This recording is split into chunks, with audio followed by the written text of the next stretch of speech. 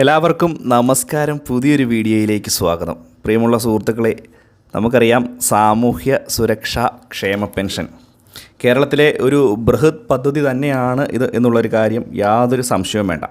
കേരളത്തിലെ ഏകദേശം 62 ലക്ഷം ജനങ്ങൾക്കാണ് ഇതിൻ്റെ ആനുകൂല്യം ലഭിക്കുന്നത്. പ്രത്യേകം ഓർക്കുക, നമ്മുടെ കേരളത്തിലെ മുഴുവൻ ജനസംഖ്യ എന്ന് പറയുന്നത് ഏകദേശം 3.5 കോടിക്ക് അടുത്താണ്, അല്ലെങ്കിൽ 3.5 കോടിക്ക് മുകളിലാണ്.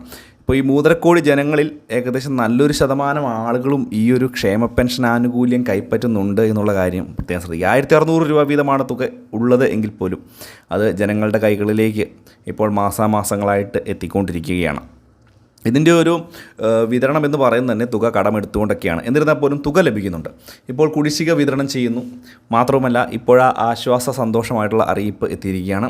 നമുക്ക് പെൻഷൻ തുക വർദ്ധിക്കാൻ പോകുന്നു എന്നുള്ള റിപ്പോർട്ട്. ഇത് സംബന്ധിച്ചുള്ള വിശദമായിട്ടുള്ള അറിയിപ്പുകൾ വീഡിയോയിൽ ഉൾപ്പെടുന്നുണ്ട്. വീഡിയോ പൂർണ്ണമായും തന്നെ കാണുക. വീഡിയോ ലൈക്ക് ചെയ്യുക. ചാനൽ ആദ്യമായിട്ട് കാണുന്ന സുഹൃത്തുക്കൾ തീർച്ചയായിട്ടും നമ്മുടെ ചാനലൊന്ന് സബ്സ്ക്രൈബ് ചെയ്യുക.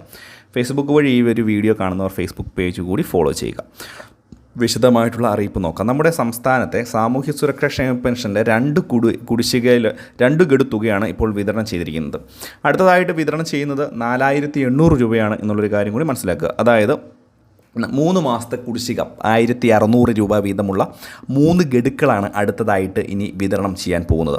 ഇതിൽ കുടിശ്ശിക തുക എന്ന് പറയുമ്പോൾ ഈ കുടിശ്ശിക തുക ഒരുമിച്ച് നിങ്ങളുടെ ബാങ്ക് അക്കൗണ്ടുകളിലേക്ക് എത്തുകയല്ല. ഓരോ മാസത്തെ തുകയുടെ കൂട്ടത്തിൽ 1600 രൂപ വെച്ച് അത് വിതരണം കൂടുതലായിട്ട് ചെയ്യും. 2 മാസത്തെ തുകയായിട്ടൊക്കെ വിതരണം ചെയ്യും. ഇതിൽ ഓണത്തോടനുബന്ധിച്ചും വിഷുവിനോടൊക്കെ അനുബന്ധിച്ചും തുകയുടെ വിതരണം ഉണ്ടാകും എന്നുള്ള റിപ്പോർട്ടുകളാണ് ഇപ്പോൾ നമുക്ക് ലഭിക്കുന്നത്. മാത്രമല്ല, അടുത്ത സാമ്പത്തിക വർഷത്തിന് മുമ്പായി, ഇലക്ഷന് മുമ്പാകെ തന്നെ ഈ ഒരു തുക പൂർണ്ണമായിട്ടും വിതരണം ചെയ്ത് അവസാനിപ്പിക്കും എന്നുള്ള കാര്യം അറിയിപ്പ് വരുന്നുണ്ട്. ഇതുകൂടാതെ തന്നെ തുകയുടെ വർധനവ് ഇപ്പോൾ പ്രാബല്യത്തിൽ വരികയാണ്.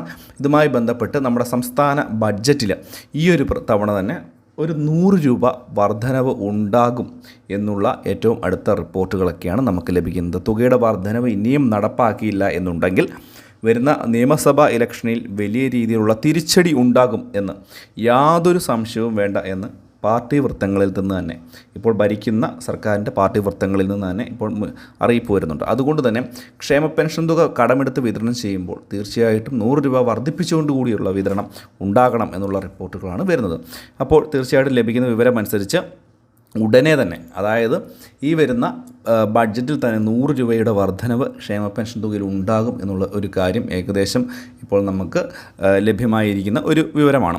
ഇതിൽ ഒരുപക്ഷെ 100 രൂപയോ അല്ലെങ്കിൽ 200 രൂപ വരെ വർദ്ധിപ്പിക്കാം. സർക്കാരിന് സാമ്പത്തിക ബുദ്ധിമുട്ടുണ്ടെങ്കിൽ പോലും 200 രൂപ വരെ വർദ്ധിപ്പിച്ച് ജനങ്ങൾക്ക് ഈ ഒരു തുക സാധാരണക്കാർക്ക് എത്തിക്കാൻ ശ്രമിക്കും എന്നുള്ളതാണ് ഏറ്റവും പുതിയ ഒരു അറിയിപ്പായിട്ട് ഇപ്പോൾ നമുക്ക് ലഭിക്കുന്നത്. എന്തുതന്നെയായാലും ഇത് വളരെ പ്രധാനപ്പെട്ട ഒരു കാര്യമാണ്.